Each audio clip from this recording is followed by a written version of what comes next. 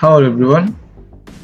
Is অথবা আর likely to be এর অর্থ হলো কি সম্ভাবনা আছে, এগুলা প্রশ্ন করতে ব্যবহৃত হয়। আজকে আমরা এরকম অনেকগুলো প্রশ্ন করব। যেমন is he likely to be happy, তার কি সুখী হওয়ার সম্ভাবনা আছে?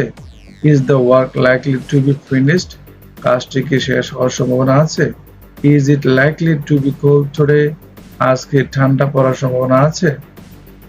Is the thief likely to be caught, চোরটিকে ধরা পড়ার সম্ভাবনা আছে?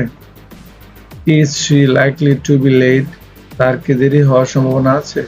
Is the meeting likely to be cancelled, সবারই বাতিল হওয়ার সম্ভাবনা আছে?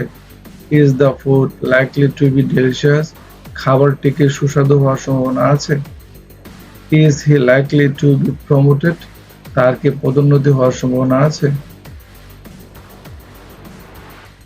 Are they likely to be invited, তাদের কি আমন্ত্রিত হওয়ার সম্ভাবনা আছে?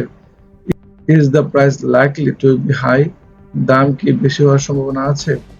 Is the room likely to be clean, রুমটি কি পরিষ্কার হওয়ার সম্ভাবনা আছে?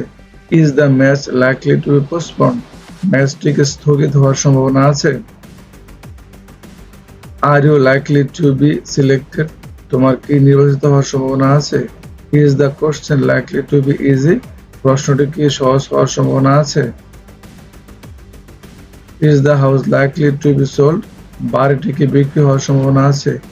Is the child likely to be scared, শিশুটি কি ভয় পাওয়ার সম্ভাবনা আছে? Is it likely to be true, এটি কি সত্যি হওয়ার সম্ভাবনা আছে?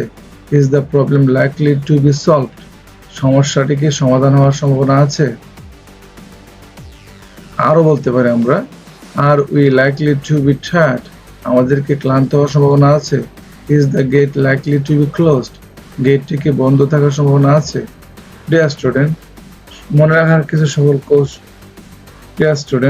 মনে রাখার কৌশল, এক বচনের ক্ষেত্রে ইজ দিয়ে প্রশ্ন শুরু করবে এবং বহু বচনের ক্ষেত্রে ইউ এর সাথে ওয়ার দিয়ে প্রশ্ন শুরু করবে।